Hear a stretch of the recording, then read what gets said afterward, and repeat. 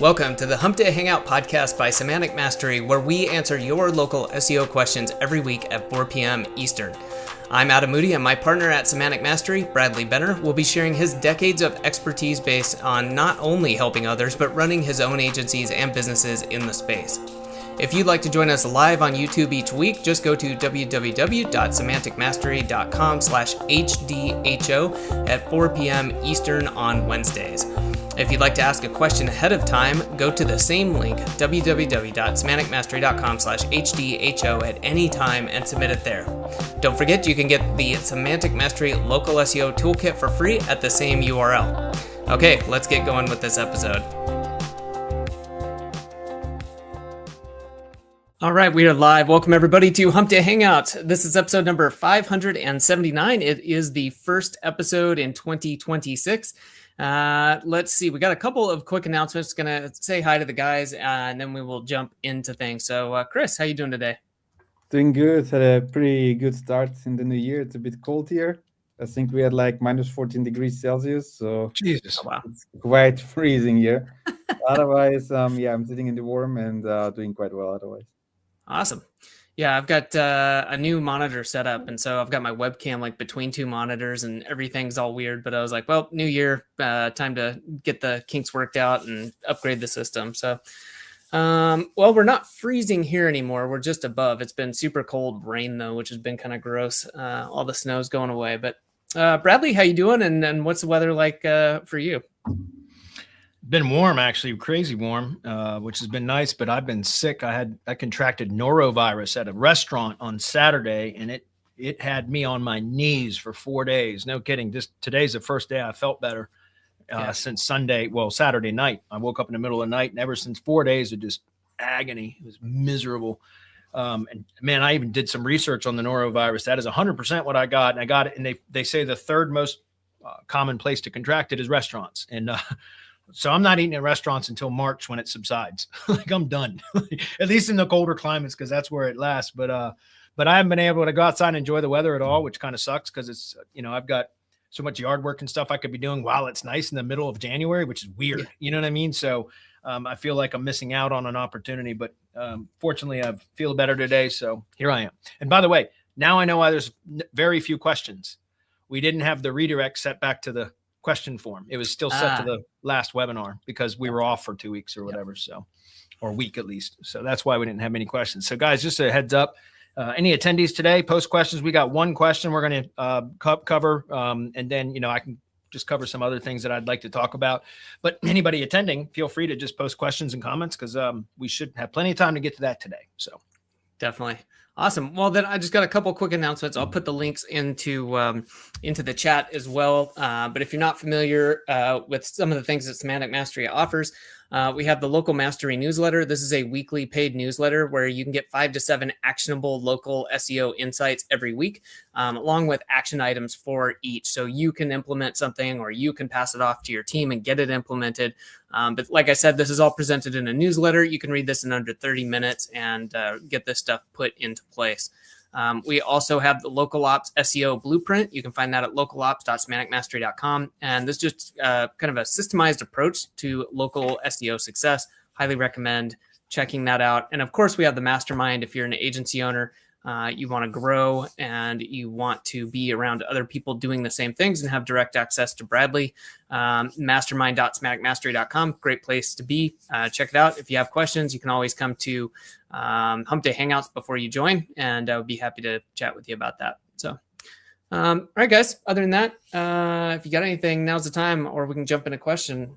Yeah, jump into question. Good question. That's right. I mean, we can cover that. And I see one of our attendees does have a question, so post it, and we'll come back and answer that in just a moment. So I'm not even going to pull up the screen. It really doesn't make sense. I'm just going to read the question, and then I'll answer it, and then perhaps we'll kind of meander away from there to some other topics. We'll see what happens. Question on cannibalization theory with an example. If we have a definitive tummy tuck procedure page and we publish a blog article that discusses the topic but does not use the exact match entity tummy tuck in the SEO title or H1 and avoids procedure style intent, do you consider that semi-safe from cannibalization? Yes, that should be. See, That's a great question. And that's coming from, I believe, Dave. Sorry, I won't trying to find the questions for him again. There it is. Let me move that in the right spot. That's from a guy named David. Okay. So David asked that question. It's a great question. And so you understand, I mean, I'm glad you asked the question because that is the proper way to blog. And the problem is that I see in white label servicing, I'm constantly analyzing other agencies' work. And a lot of agencies still are publishing blog posts consistently for their clients. And I understand why. I 100% understand why. It's a repeatable deliverable, right? So it's a revenue generator for the agency to publish blog posts. But the problem is now, because of the way that the algorithm has shifted so much, and I say now, it's been years now, it's been multiple, at least 3 or 4, I think 4 years now since the algorithm shifted. Time flies, so it's all a blur to me, but it's been at least 3. I think it's been 4 years now. It has been 4 years. Anyway, so when I say now because the algorithm has shifted, no, 4 years ago when the algorithm shifted, that became less and less effective. And now it's not the proper thing to do unless you are blogging properly, correctly, which means blogging in a strategic way that does not produce competing pages, right? That's the problem. Even cannibalization has kind of subsided a bit. In other words, 2 years ago, cannibalization was quite drastic. It was very clear when cannibalization was occurring. And Ted Kubitis has the Quora, but he has Quora, which he has a Quora Lite, which is the version that I like to use because it had the SERP volatility tester, which was basically a cannibalization test. And the way that worked is you would plug in a search query, and if it's for local, you would also plug in the geographic not the geo modifier, but it would geolocate the browser. It might even append it to the query. I can't remember what the actual query was, but what it would do is would pull up the top 100 results for the search query, and it would do it 10 times back to back, like with a slight delay in it or whatever. But you would, within just a matter of a minute or two, you would get the report. And by the way, you could set that to do less number of times that it performed that search or more or whatever. But I just always left it at the default, which was 10 back to back in succession, the same search query, and it would just capture a snapshot and basically a snapshot of the top 100 results. And it would show at the top of the PDF report that it creates. It would show at the top of the report that the specific search query you would put you would put the client or the target URL in, the client's URL that you were trying to analyze into it, and it would show where that page URL appeared in the top 100 results for each of those 10 search queries. So there would be like a 10 kind of numbers with a comma between them that would show, search 1, the URL might have been in position 3, search 2, 3, search 3, 11, search 4, back to 3 again, search 5, 14 or something like that. Sometimes there'd be X's, which means it didn't appear at all for that particular search instance.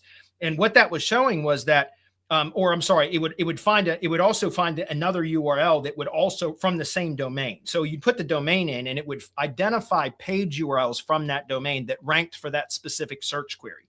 And when I say rank, I mean, given an impression in the top 100 results. It doesn't mean it's ranking, right? It just means it's referenced within the top 100 results. And so it would put the URL, and sometimes you'd even see 3 URLs in that kind of block that was for the page URLs from that specific domain.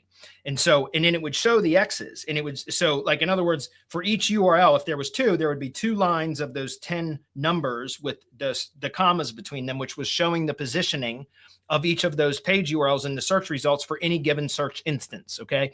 And so if there were 2 URLs, then like I said, if the first URL showed in the first search instance, right? So the first number in that string of 10 numbers with commas separating them, it would have, let's say 3 in position, the first URL was position 3 in the first search, and the second URL would have an X.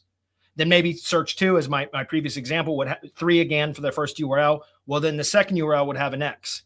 But then the third search instance would have said, I think I said 11, position 11. Well, that would have been the other URL, and that first URL would have an X. So the second URL would have XX11. The first URL would have 33X. Do you understand? And it would do that for the entire 10 searches or however many you set it for. That was cannibalization. That was indicating or showing clear evidence of cannibalization because Google was only selecting one page from the site to serve for a given search instance at any one time. You understand? That's cannibalization. But what I've seen happen over the last 2 years is that Google now will show more than one page from the same domain in the search results. But when there's more than one page ranking for this or given an impression for the same search query, they're typically lower. Both of them are going to be lower in the search performance than if, or the search results, excuse me, than if there had only been one URL relevant to that query, in which case it would have ranked higher than the top ranking of the two when there was multiple URLs from the same domain for the same search query. Hopefully that makes sense without a visual aid. But the point that I'm trying to make is kind of true cannibalization is, I haven't seen that much at all over the last couple of years, but I see competing pages all the time. And the vast majority of that is coming from blog posts. And by the way, you can see that plain as day in an organic rank tracker report. Like I use Bright Local for that. But if you look in Bright Local and it's a search query and it has a little, arrow that you can point in the Bright Local report, little arrow next to the search query, you click on that, it will open that up, expand that, and it will show how many page URLs on that domain specifically are ranking or given an impression or which position they're ranking for. And so you can oftentimes see, like, for example, it'll be like for, let's just say Tree Service Pikeville. We're just going to use that as an example. Tree Service Pikeville, it might show on the single line with a little arrow until you click the arrow to expand that. You only see the one line, which would show, Google Organic, Google Mobile, and it would show, let's just say for that same example I used before, position 3. Let's just assume that both the organic and the mobile were ranking in the same position. So position 3. But then you click that drop down arrow and it expands, and then you'd see that other URL that in the example I said was second URL position 11. So you would see 3 and 11. Okay, does that make sense? And that is a clear indication. And by the way, if you hover your cursor in Bright Local over the position number, the ranking position number, a little pop-up appears that shows the URL that was ranking for that in that position for that query.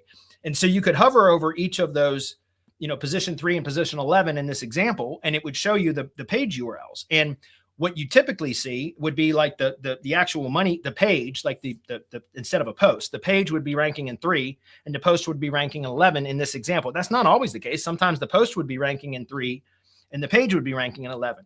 But either way, that is indicating that there are competing pages because there are two pages competing for the same search query from the same domain. Do you understand? And so that is a clear indication of competing pages. And what I've always said was that had there only been one page relevant to that query, it would have likely been in position 1 or 2 instead of 3 or 11. Do you get what I'm saying? Because now it's one page. And when Google has multiple pages to select from the domain, because there's multiple pages targeting the same query or very similar queries, which, by the way, that's keyword optimization. Keyword optimization was, we used to all do this, me too, right? We would go out and build or build a separate page or post on the site for every single search query that we wanted to rank for, right? Because it's an entity-based algorithm, that's not how we should optimize now. We should optimize for entities, and an entity has a whole group of search queries that are related or associated with that entity. And so if you optimize at the entity level, then all of the search queries that are already associated with the entity are now relevant to that one page, even if the phrase itself is not explicitly published on the page.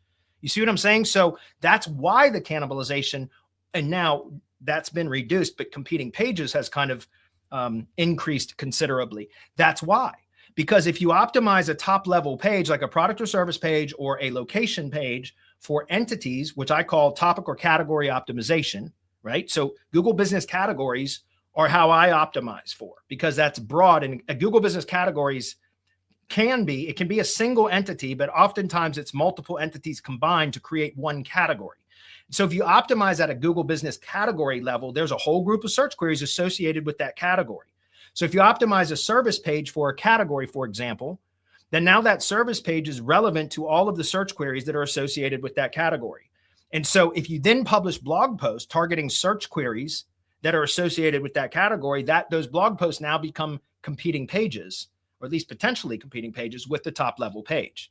And that's where the problem is. And so getting back to what I started saying about, I understand why SEO agencies do consistent and regular publishing for their clients, because it's a consistent deliverable that is a revenue generator for the agency. But the problem is, if you're not doing it properly, if you're not creating and publishing the content properly and being very intentional about how you title and how you title the supporting content as a post, whether it's a post or a supporting page within a side, like a child page of a particular, top level category or whatever. If you're not careful about how you title those and interlink them too, then you can create competing pages. But if you do it the way that David is describing in his comment, and again, that is, let me read this one more time, guys. Question on cannibalization theory with an example. If we have a definitive tummy tuck procedure page and we publish a blog article that discusses the topic but does not use the exact match entity tummy tuck in the SEO title or the H1 and avoids procedure style intent. I'm going to talk about intent here in just a minute too. Do you consider that semi-safe from cannibalization or from competing pages? Yes. And that is the way to do it. But most agencies aren't doing that. Most SEOs work that I review. I'm not saying some people do it right, but a lot of them aren't, because they're still stuck. I don't know why. I think, it's been so long now that the algorithm has changed away from keywords. I just don't understand why so many agencies are still optimizing for keywords. It doesn't make any sense to me whatsoever.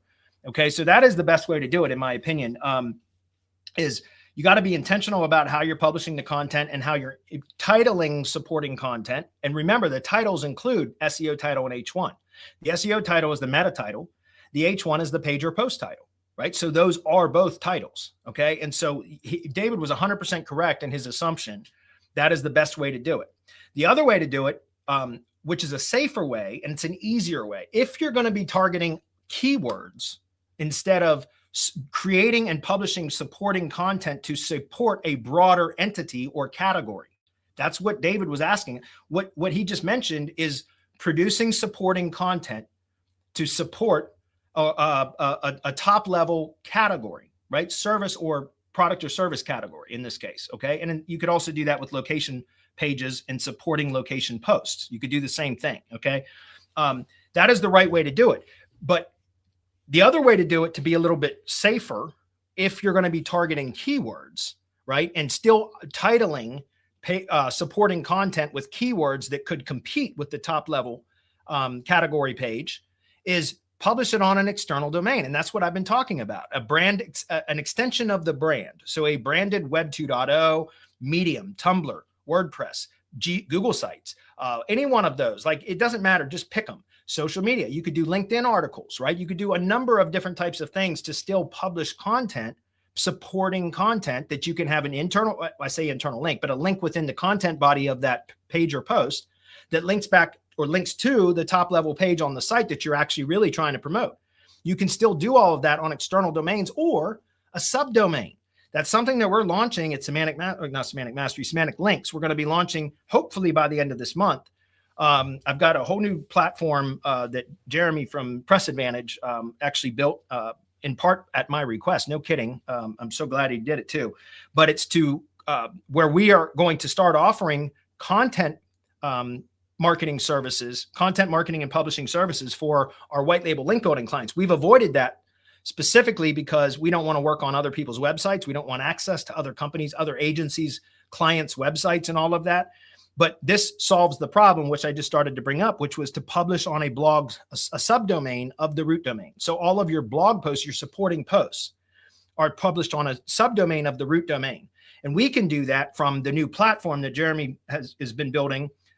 So that and they're HTML blog post pages. It's not a CMS. It's not WordPress. It's none of that crap with all the bloated code. And I hate WordPress anyways. Anybody that's been following us for any amount of time knows that.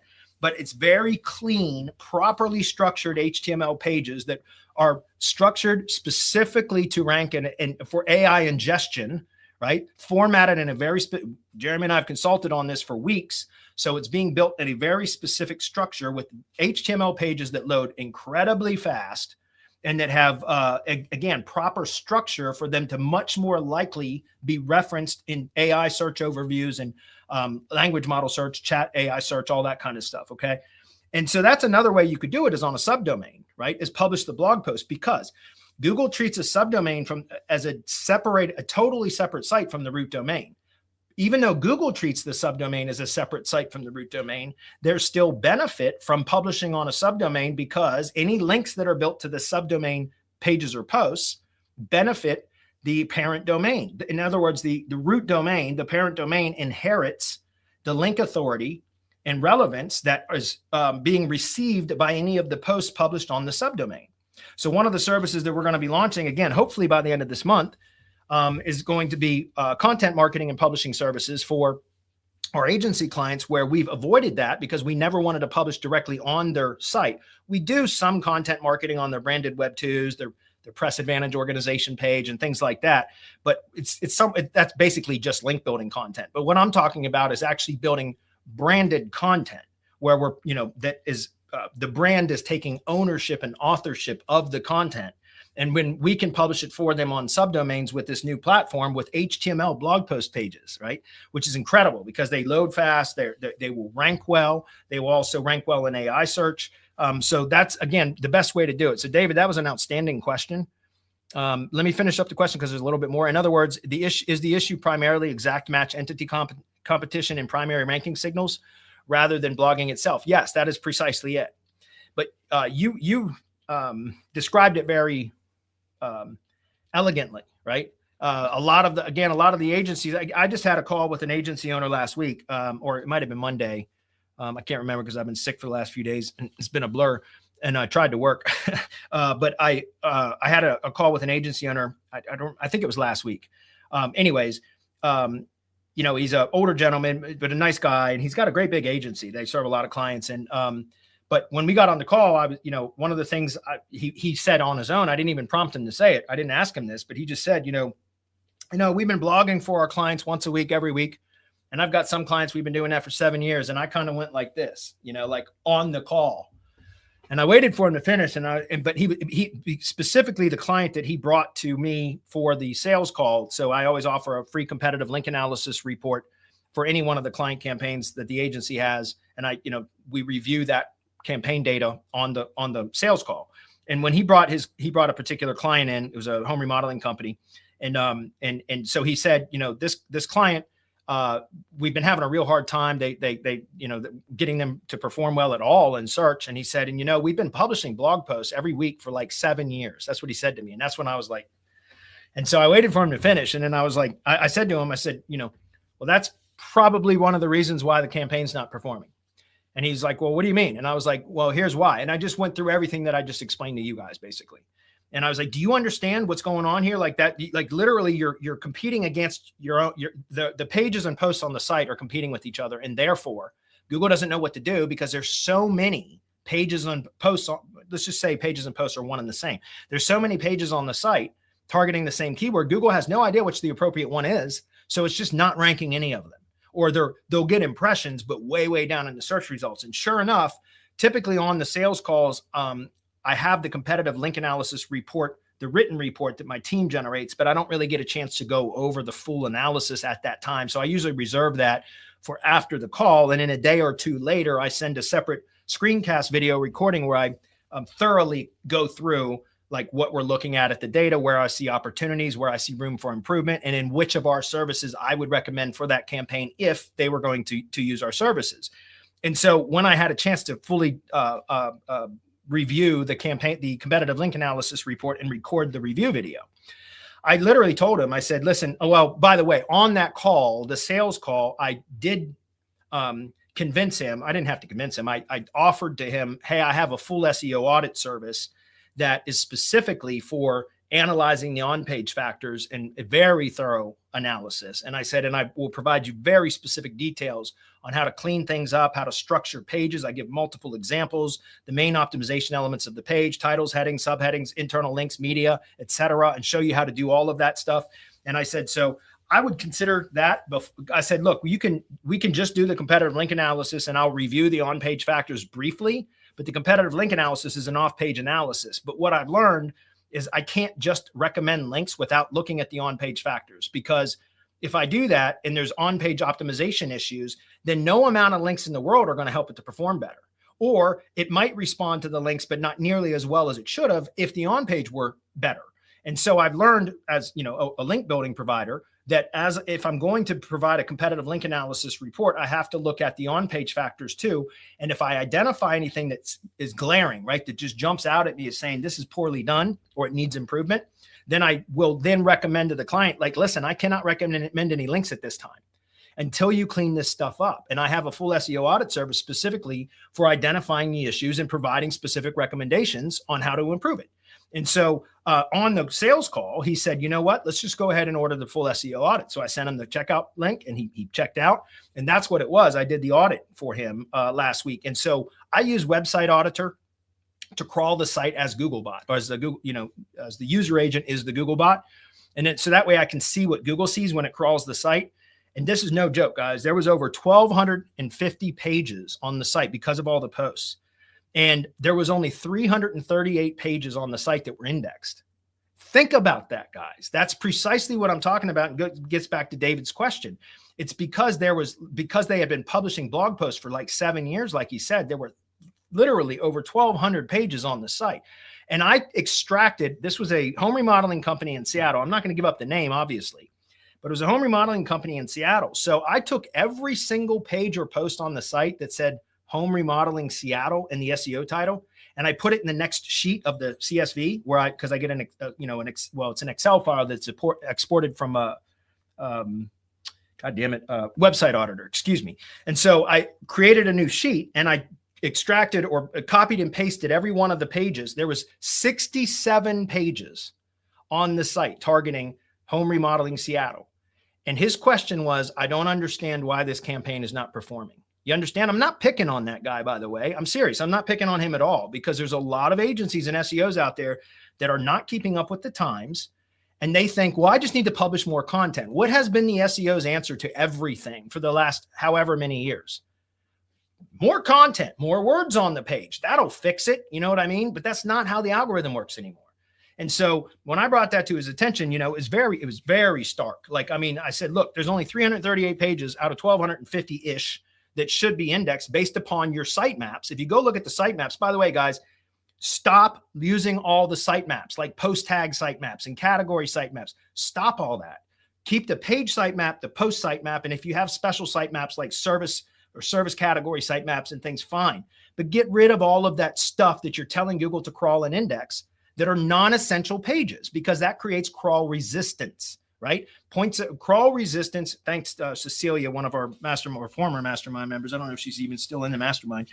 She coined that term, crawl resistance. But that is exactly what the helpful content update is targeted, right? The more, the harder it is for Google to crawl and understand the site, or the more resistance it has to crawl and understand the site, the lesser it performs. It lowers the site quality score and therefore will not perform as well in search.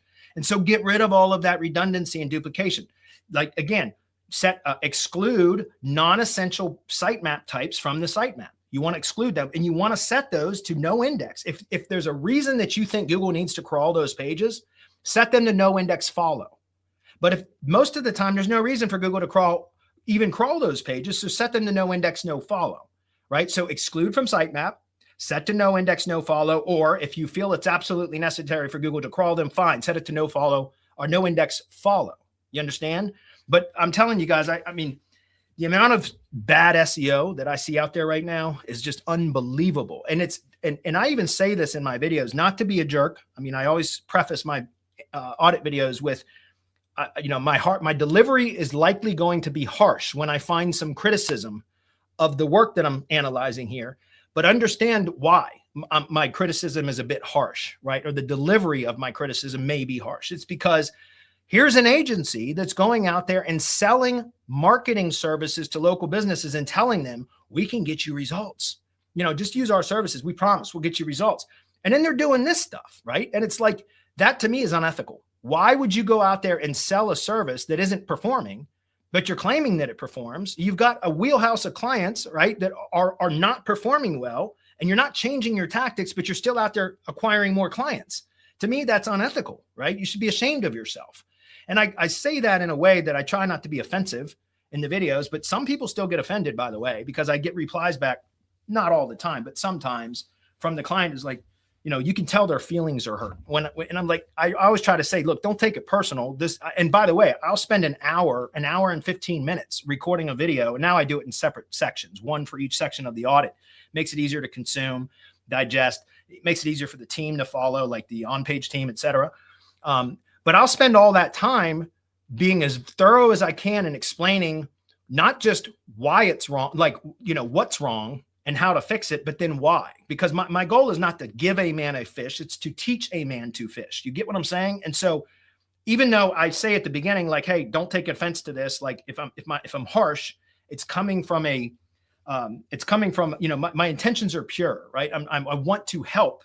And that's why I'm going to spend so much time in this audit, these videos, trying to explain not just what to fix, but why I suggest whatever recommendation it is that I make, because I want you to learn from it so that you understand the concepts and then you can apply those to subsequent campaigns, right? And I say that all the time, and yet some people still get upset because, I criticize their work. Get over it, man. It's business. You know what I mean? And I'm not trying to be offensive or condescending or insulting in any way, shape, or form. So anyways, that's a great topic. I really appreciate the question from David, because guys, I'm telling you, if you're going to be blogging, if you do it intentionally the way that David posed in his question, that's the way to do it on the same domain. I mean, if you're going to be less intentional about it and just spray and pray content, then do it on external domains or do it on a subdomain. Does that make sense? That's the easiest and safest way to do it. So anyways, I think that's a great question and probably one of the best questions we've had in weeks. Perfect. All right, guys. Now I've got some questions and comments that I'm going to go through. The first one was from Mustin. I'm not even going to try to say your name, buddy. Jake says, where do I join the paid mastermind newsletter? Did you guys post a link for that yet? Oh, I see it. Okay, cool. Okay, I've seen many people changing the focus keyword slug in a ranked post, and the rank on the new changed focus. I see many people changing the focus keyword or slug in a ranked post, and the rank on the new changed focus. I'm not sure I understand the question. Is there a follow-up later? Yeah, I'm sorry. If you can I'm sorry, I just can't understand the question. If you can reword it, I'm happy to try to answer the question, man. I just don't understand the question. I've seen many people changing the focus keyword slug in a ranked post, and the rank on the new changed focus. I'm not sure that what I can't interpret that. I apologize. If you can reword it a bit, rephrase it, maybe add a little bit more detail to that question, I promise I'll answer it. Okay. All right. Next one is Jake and Lucas Marking. What press release distribution do you recommend? Pressadvantage.com. Go check it out. You could schedule a call with Jeremy, the owner. Pressadvantage.com is freaking amazing. I've been using it now for, I think, 12 years, since 2014. Yeah. When they first launched, I was on their launch webinar, and I've been with them ever since. And I've used multiple other press releases services in addition to Press Advantage over the years. Always come back to I never left Press Advantage. I've just always kept Press Advantage and always canceled all the other services that I've ever tested.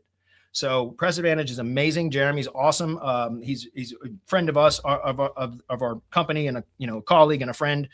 And I've developed a relationship over the years, and he's built a lot of features into it at my request, and other SEOs that he engages with. But it's really good, and they have one of the best distribution networks in the business. No kidding. They're not cheap, but they're effective, and that's why. And that's, by the way, that's why they're not cheap, because it is effective, and because they have one of the best distribution networks in the business. No kidding. He's very particular about. Look, a lot of press release distribution services out there build a whole bunch of shitty WordPress sites, and that's what they call their distribution network. That's total spam, guys. They're just literally blowing smoke up your ass to take your money. No kidding. That's complete garbage. And there's a lot of release distribution services out there that are just like that. Jeremy's been very particular about eliminating any of those kind of spam publications from his networks. That's why it's not cheap. But he has a few different levels. And I would encourage you, I think if you go to pressadvantage.com, you can actually book a call with, I think, Jeremy directly. But if not, I think he's got some salespeople too. But anyways, just, book a call with him and have a chat with him and see if it's appropriate for you. Okay. All right. It was a good one. Costco says, Bradley, do you use the same GHO number for all review campaigns across all your clients, or a unique number for each client? We use a unique number for each client. We use the same email, at least initially.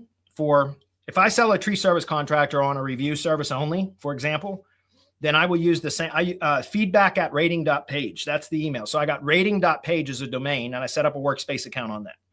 And then you in Go High Level, you can create an app password so that you can use Workspace as an SMTP email provider through Go High Level. I don't know if you know this, but you create an app password once, you can use that same email address across as many sub accounts as you want, right? Only one app password is needed. It's the same app password. And that way so that's what I did. I created feedback at rating.page. And that is the email address that I use for all sub accounts that I create for tree service clients, that until they get to a certain level, subscription level, retainer level, at which point then I will, if they don't already have their own workspace account, then I will set up as part of their retainer, their subscription, I will set up a separate, domain specific workspace account for them, which then becomes the email account for the sub account. But until they get to a certain level, which is one of my full local SEO retainer packages, then I just use feedback at rating.page. Unless if they have their own workspace account, then I would just, integrate their workspace. But most companies, or at least most tree contractors, don't have workspace accounts. And so I'll use feedback at rating.page. But I was issuing an 800 number for each, because you don't have to go through the A2P process, but you still have to go through the 800 registration process. So I was issuing an 800 number for each sub account, a separate 800 number dedicated to that sub account, or toll-free number, 800 number, toll-free number, whatever you want to call it.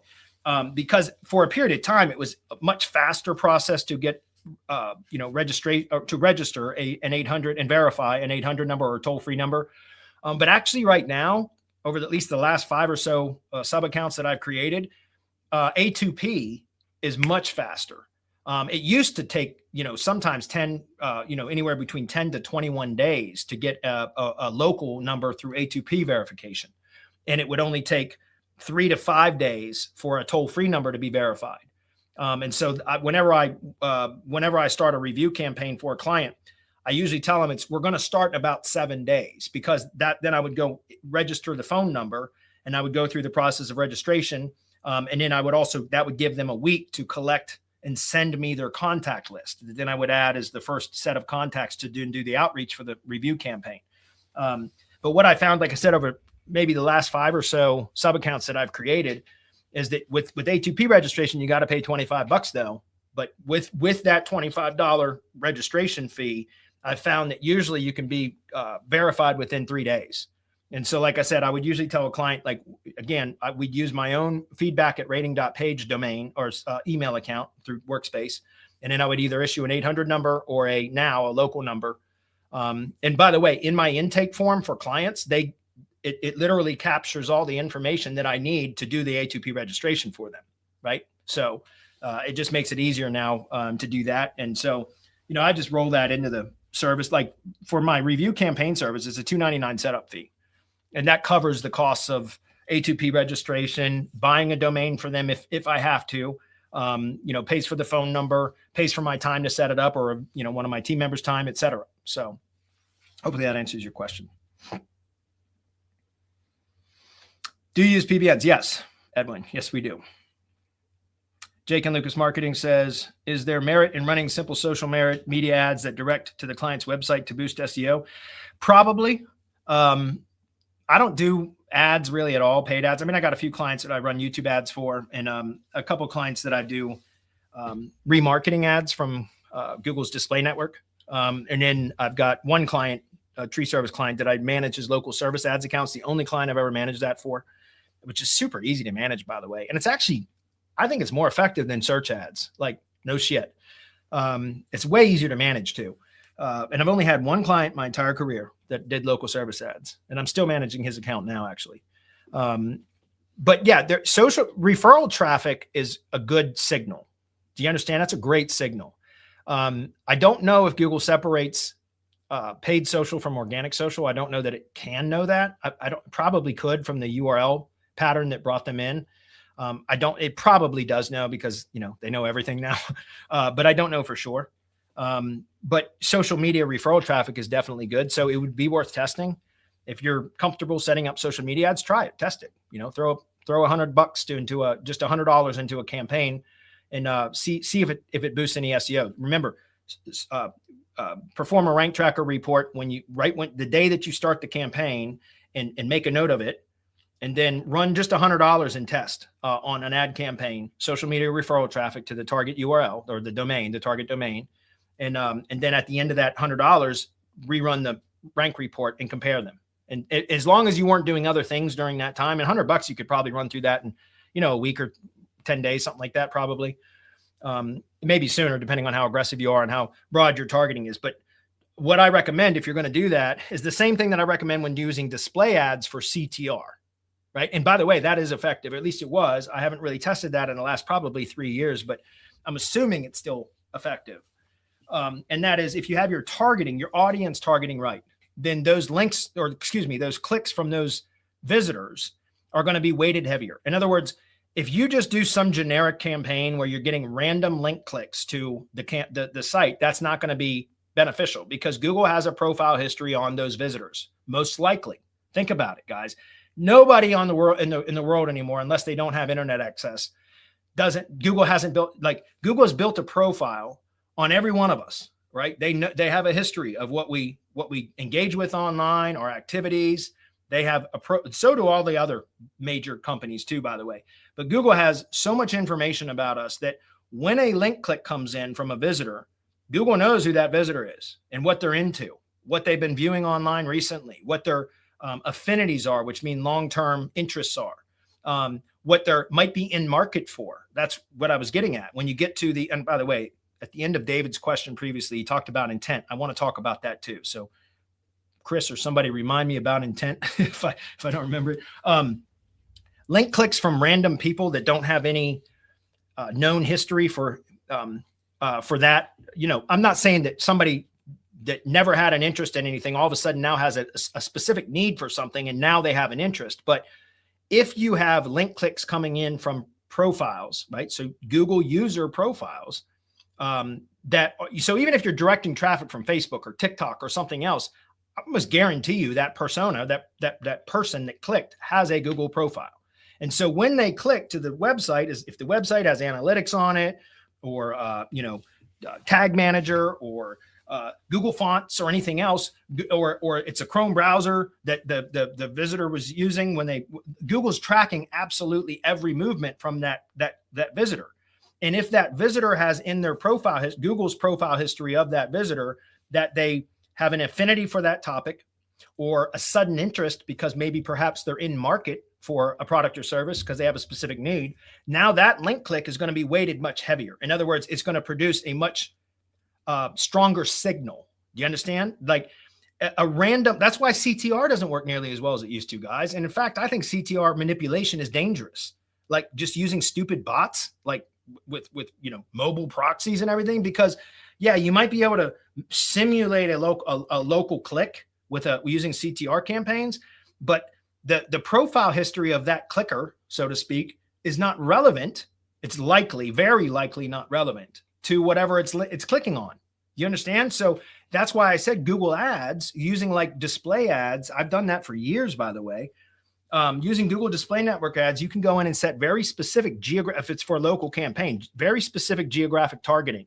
You could do it by radius, or you could do it by specific area. Like you can list zip codes or city or town names or a county name or region name, a state name. You could do it any which number of ways, or you can even just say just within a 10-mile radius or a 5-mile radius or whatever of the business location.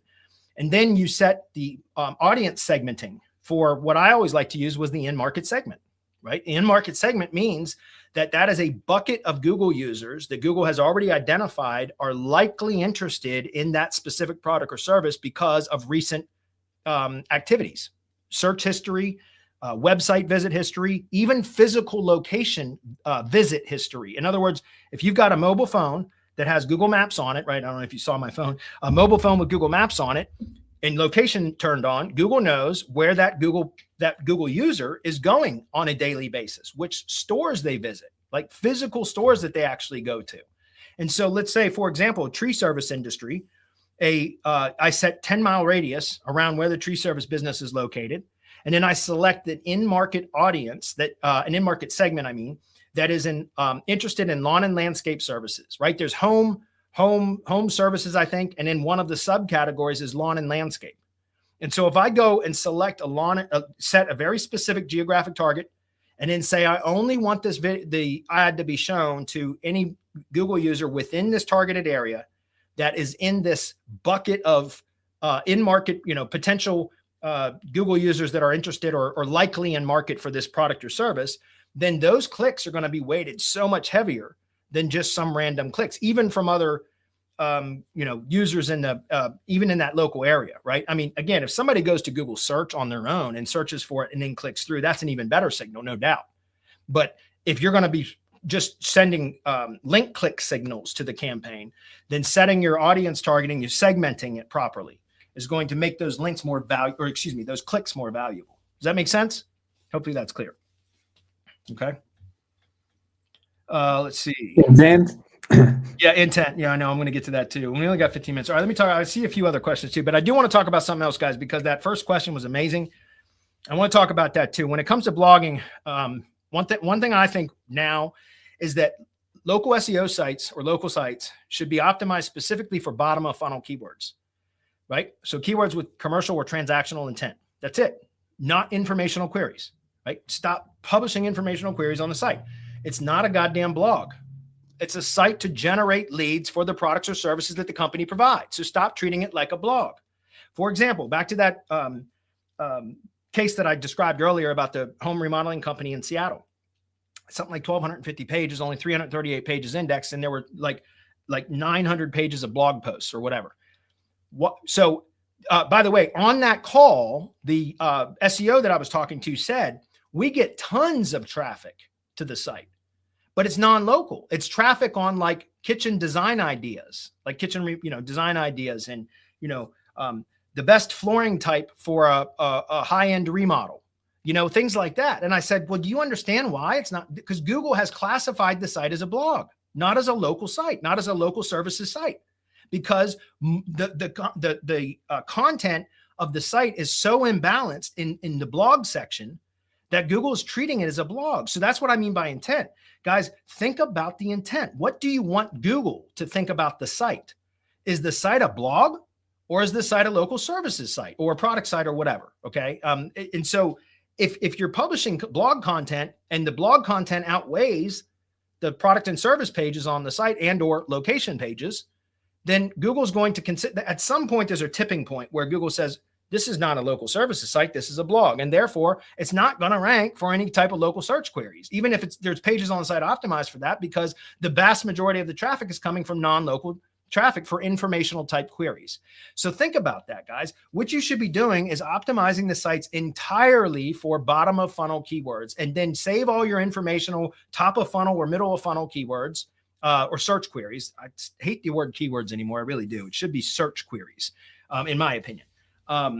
Save all of that content for external domains, social media posts, and press releases and things like that, right? External sources. Do all of that externally with links pointing to the transactional site that is focused entirely on bottom of funnel with transactional or commercial intent. You understand? Do that, and I promise you, you'll start seeing better results from your sites, because Google's classified that now as a local services site, not a blog, right? So anyway, moving on. Thank you, Chris, for reminding me. Next one was... Sorry, there's a lot of questions today. I was afraid we weren't going to have many because the questions form wasn't up for the last 10 days or whatever. All right, next one was Costco again. I want to offer database reactivation for reviews, since that front end offer provides the most tangible results compared to the other ones. So I can transition the full SEO retainer. Perfect. That is what I do. I love that. That's the great strategy. You lead with the review service, but let me demonstrate this. Actually, you can even see it on my checkout page. It's reviews.treecarehq.com. Go check it out yourself if you want. I'm going to pull up the screen right now. But that is the reviews campaign includes the comeback campaign, which is a database or list reactivation campaign. I tell tree contractors it's a comeback campaign. So let me show you the screen real quick.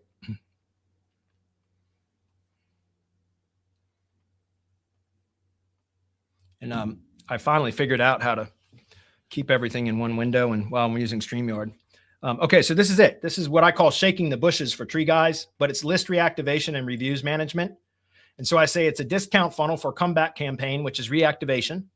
And then what we do is we do the reactivation campaign. And then we also include 4 seasonal tree care offers via email, like as a newsletter. So that at this, around the start or the change of each season, we send out a specific comeback offer, which is again, just this is the discount funnel. This is an example of a discount funnel that I post for the clients to see when they go to the checkout page. But then, so we do the comeback campaign initially. And here's the thing. You can do, when you get the contact list from your client, you can upload import the contact list in the high level or whatever service you're using. And you initiate the comeback campaign first. And then whatever customers decline the comeback offer, then you follow up with, okay, well, no problem. But the reason we reached out is because you were a past customer of ours. Would you be so kind as to leave us a brief review? Because that certainly helps our business, blah, blah, blah.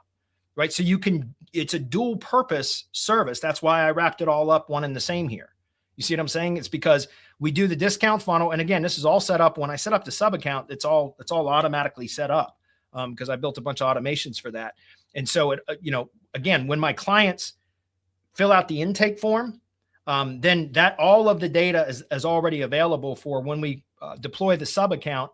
It automatically creates these. Like, by the way, remember how I said feedback.rating.page? Well, we do the all the comeback offers on claim.page. So I bought rating.page and I paid $800 a piece for each of these domains. No kidding. Claim.page and I spent $1,600 on 2 domains to buy these domains, but I bought claim.page and rating.page. And so for like tree service clients, like we'll put the company name .claim.page and that's their, company name .rating.page. And that's their review page.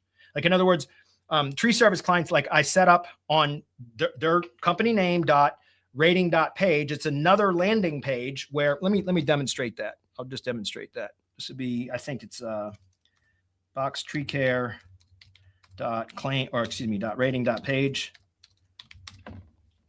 Oh, that one's not up right now. No, you know why? Because I misspelled it. That's why. And this one might not be up right now because he goes into the app. There it is. Okay, there it is. So this is the rating.page, this is for the client to then at the end of every job or at the end of every day or once a week, whatever, for the client to just come in and add the customer's information for the jobs that they closed. See what I'm saying? So again, I use the comeback offer, what I call shaking the bushes. And why do I say that? Because what happens when you shake bushes? Money falls out. That's why I always make a joke to the tree service contractors about that. But this is a great setup, guys. And this is a fantastic way to build rapport and a good working relationship with the client because you can show them results very quickly with this type of a service. And it's very inexpensive. I do a $2.99 setup fee, but it's only $99 a month. Does that make sense? It's just $2.99 setup fee. And then sometimes I will waive that fee or reduce it. If they buy more than one of my front-end services together, then I will only charge one setup fee for however, like I have 3 front-end services, local lead gen sites, Google Business, basic SEO, and then those are my 3 front-end services. And I would charge $2.99 setup fee for each service unless they order multiple services together at once. And then I just only charge them one setup fee, if that's clear. But this is a fantastic way, man, you get in very inexpensively, which makes it much easier to close the sale. You show them results in the first month. And then I take those results and I then pitch them on, look what we were able to achieve in just 1 month. However, until your website and your Google Business Profile are in better shape, the results that we've seen are probably going to be temporary. So if you really want to maintain the new exposure that you've gained over the last month, then I suggest that you consider a new site or a Google Business Profile optimization or both. And sometimes I can even pitch them and ascend them all the way up into a higher level full retainer package at that point, which is, a larger package than just the front end services. Okay. That's a great question. All right. Next one's Costco again. Do you know any white label provider for database reactivation? No, but you could probably just do some Google searches and find somebody or go to the, I'd say go to the high level Facebook group, but you'll get spammed to death if you do that. So don't do that. All right. Edwin says, what is the best practice to create PBNs? Hide your footprint. That's the most important thing. Hide your footprint. Go look at Mentorprise. Let me pull that up real quick. You guys are still seeing my screen. I'm sorry. Mentorprise. Go check this out. They've even got a lot of training about it. Mentorprise.io. Okay. Go check it out. Go look at them, guys. They're inexpensive. You can scale very rapidly with them, and they've got a lot of training on how to set all that shit up in their site. This is a really, really good resource for not only learning how to build PBNs, but also for hosting and scaling a PBN. No kidding. Go mentorprise.io. Go take a look at it. It's very valuable. Costco says currently just offering lead gen sites and local SEO, but reviews sound like an easier sell. It is 100%. It's an easier sell. I've sold more review campaigns as a front end service than anything else. I wish I would have started on that years ago. Pro Engineering says, does a sitemap crawl include subdomains? Or do you create a separate sitemap for each subdomain? Create a separate sitemap for subdomains. Jake and Lucas Marketing, should a sitemap page on our website linked in the footer that has all the pages on the site? If you're having an indexing issue with the site, then yes. Not if the site's indexing fine, don't do that. But yeah, I've done that many times. Yeah, if you're having an issue with indexing, then yes, put a link to an HTML sitemap in the footer, not an XML sitemap, an HTML sitemap. Okay, that can help. And by the way, you can build some links to the HTML sitemap page, right? Seriously, do that. That'll help those to index too. Make sure they're proper links. By the way, if you need proper links, I know a good provider. All right, proper topical relevance or geographic relevance or both. Check out Semantic Links. All right, next one is I changed the meta title, SEO title, but still on Google, I see the company name as a meta title and not the one I did. Yeah, Google will do that. Google will do that if it thinks it's more relevant than the SEO title. And by the way, Google will sometimes replace the SEO title in the search results with an H1, and I've even seen an H2 as the SEO title or the meta title in the search results. I'm no kidding. I've seen that 2 or 3 times, but I've seen very often where Google will display the H1 instead of the SEO title because it thinks it's more relevant to the query. So, you can do some things to try to force that. Like again, I don't recommend building a lot of keyword anchors to your pages because brand anchors are the most effective, but you could try to get a really strong anchor text link with the keyword to that specific page. And that might help Google to force the change to whatever SEO title you wanted. What I said keyword, but whatever the SEO title is that you want Google to show, if you were able to, and if it were keywords, I'd be careful with it. But if it's a proper type of a title that wouldn't be spammy, then you could do either a handful of links or one really particularly strong link that has that exact phrase, maybe not the whole phrase, but the term that you're really trying to target as a link to that page. You might be able to get Google to recognize that and keep it. But again, Google's gonna make that decision on its own. Also, you might be able to influence that with schema, alternate name or something. You might be able to mess around with schema a bit and get it to take 2. All right. Pro Engineering says, please drop a link for this SEO audit. Man, we don't have our affiliate link yet. Do we, Adam? Are you on? Adam still? I know I see you muted. If we have a separate link for Semantic Mastery, affiliate link for Semantic Links. If not, I need to take a look. I don't know if we have one going direct to the audit, but let me check real quick. See if you can check. If Adam can find it, yes. If not, I'll just send you the direct link in Semantic Mastery. I'll owe you guys a couple bucks. Okay. Yeah, I'll send you the link to the audit. I promise you'll learn something from that. As a matter of fact, I found it. It's easier to teach the concepts that I teach in the Semantic Mastery Mastermind through an actual audit. Like, no kidding, because then you see the concepts applied to a specific campaign. If you want to learn my methodology for SEO, the fastest way is to get an audit for a particular campaign that you work on. Because again, I'm very, very thorough. And now my audits include multiple explainer videos about the concepts for each specific component. There's 4 components to the audit: entity analysis or branded business location authority analysis, on-page optimization for the self-hosted site. Those are the 2 most important things. I've been talking about this for years. Most important things in local SEO: branded location authority and site efficiency, right? Branded location authorities. That's why it's entity analysis is the first component of the audit. On-page optimization, self-hosted site, which influences or affects site efficiency, is component number 2. Then Google Business Profile Optimization, on-page optimization, that's component number 3. And then off-page analysis, which is backlink analysis. But with off-page, there's also engagement signals. Now, that's not something that we can track unless we had access to Search Console, Analytics, and Google Business Insights. And as a white label provider, I don't want that access to your client stuff because that can get messy. And so we just use rank reports instead. So for off-page analysis, we just focus on links, but off-page also includes engagement signals, just to be clear. All right. All right, we're almost done. Job Killing says, and we'll get this link to you, Pro Engineering, I promise. Do you use the Surfer SEO or Page Optimizer Pro in your content production process? No, I think that's ridiculous. And I'm not picking on you. But unless you're a national or like global campaign type stuff, for local, it's overkill. And it's like a dog chasing its tail. It's a negative feedback loop. No kidding. Think about it. What do those tools do? They scrape the top 20 results, which oftentimes have over-optimized results. And then they tell you just exceed the optimization of these other results and you'll outrank them. That was a tactic that used to, now they may have improved all of their services because I stopped using those services 4 years ago, specifically for what I'm talking about now. I'm assuming a lot of those tools and services have improved and changed their methodology a bit. I haven't even logged into one of those tools in, at least 3 years. I use On-Page AI, by the way, on-page.ai. Go check it out. That's Eric Lancheraz's tool. That's what I use, but I don't use it for on-page optimization.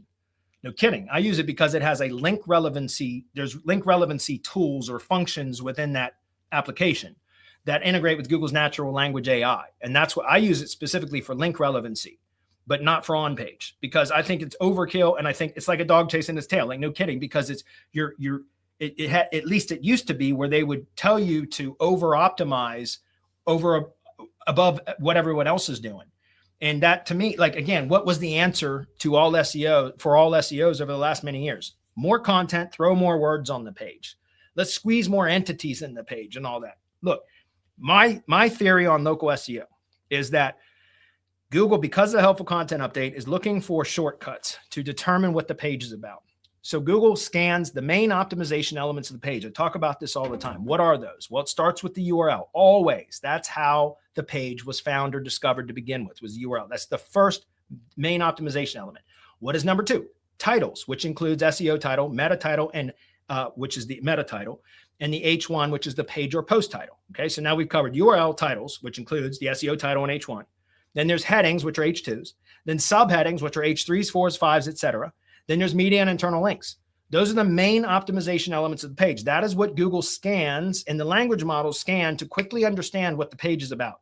So optimize for the bots, for the algorithms at the main optimization elements. The paragraph text between the optimization elements should be optimized for humans to convert the human into whatever conversion goal you want them to take, whatever action you want them to take. If you do that, you've satisfied the bots, but now the content is specifically written to convert the human, right? Which I think is a way better way to do SEO, because the way that we used to have to squeeze keywords and look, nobody goes to a fucking page about tree trimming and wants to read 3,000 words. Nobody does that, guys. But we all used to do that because that's how we used to have to rank stuff, but we don't have to do that anymore. If you have a page that is very clearly structured with the main optimization elements targeting the entities related to tree trimming in this example, then every paragraph text or all the paragraph text between those main optimization elements should be to very briefly describe only the most essential information for the consumer to understand what to expect when they request that service. That's it, right? That's it. If you do that, that makes the site a hell of a lot more. I mean, you could go from 3,000 words down to 600 words on the page, no kidding, and still do really, really well, if not outrank the 3,000 word walls of text pages that the old SEOs are still doing.